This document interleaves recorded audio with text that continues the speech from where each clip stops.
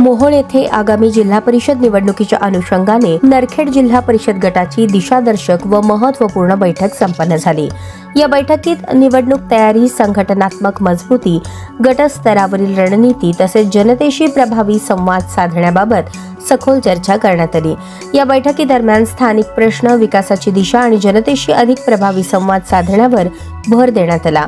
सर्व पदाधिकारी व कार्यकर्त्यांच्या सहभागातून एकजुटीने आणि समन्वयाने निवडणुकीला सामोरे जाण्याचा ठाम निर्धार यावेळी व्यक्त करण्यात आला। तसेच उपमुख्यमंत्री अजितदादा पवार यांच्या नेतृत्वाखाली राज्य सरकारच्या लाडकी बहीण योजना, शेतकरी, महिला, युवक व सर्वसामान्य नागरिकांसाठी राबवण्यात येणाऱ्या विविध कल्याणकारी योजनांचा लाभ तळागाळातील प्रत्येक पात्र लाभार्थ्यापर्यंत पोहोचवणे हे प्रमुख उद्दिष्ट राहील, असा संदेश उपस्थित पदाधिकाऱ्यांना दिला।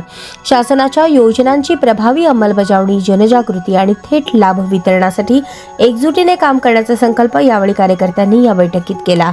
यावेळी पक्षाचे वरिष्ठ पदाधिकारी व कार्यकर्ते उपस्थित होते।